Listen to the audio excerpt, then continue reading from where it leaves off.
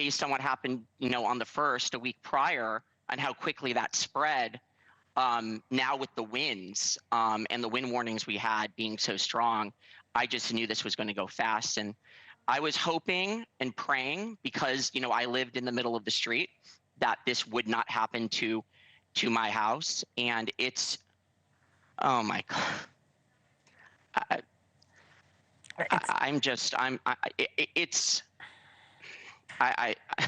Now, it takes a lot of bravery to talk about this, especially as you're looking at your home. I'm looking at the images that you took from your phone, your camera.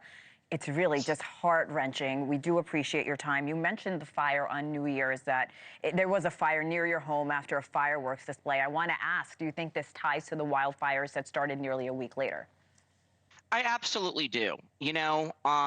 That area of homes, there's a street called Via La Costa.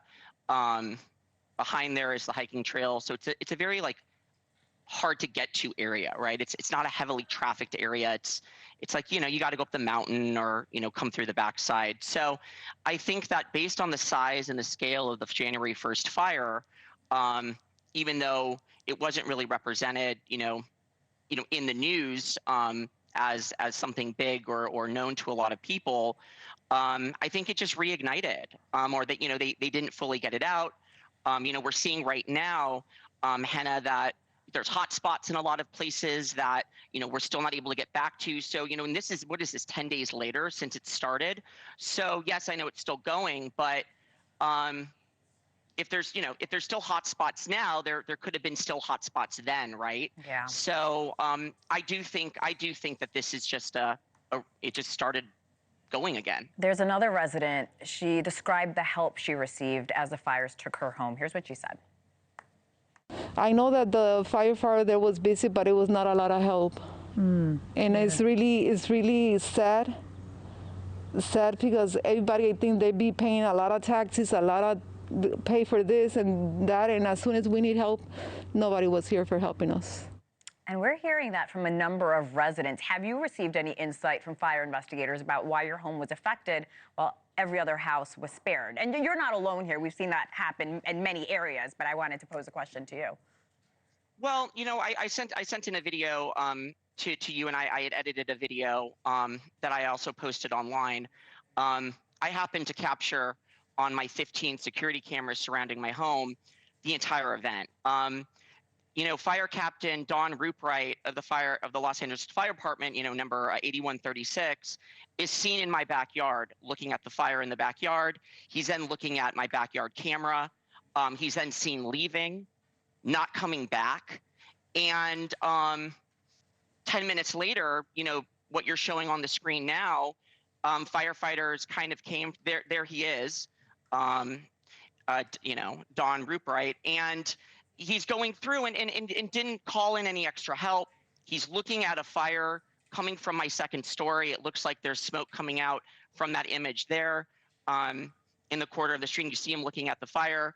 And again, I'd understand if every house on the street was on fire, which it wasn't.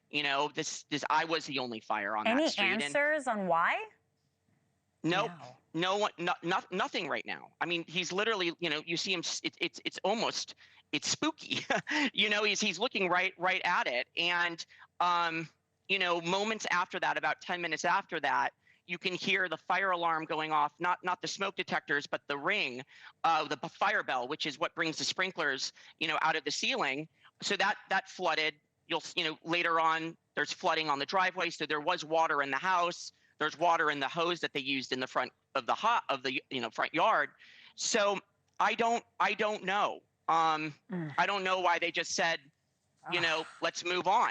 So on top of losing your home, it must be so frustrating to see that video. Because do you think your house could have been spared if the firefighters did do something?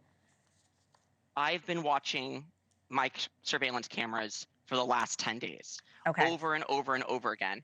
And, when certain, this went out or that camera went out, and I do because based on when the smoke came. So yeah, I do think it could have been saved. Again, it takes a lot of bravery to not only come on TV, but talk to us about one of, such a terrible thing that's happening to you. We do appreciate your time. We're thinking about you. Jeremy Wineberg, please come back. Thank you.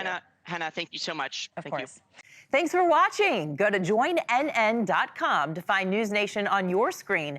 And don't forget to click the red subscribe button below to get more of News Nation's fact-driven, unbiased coverage.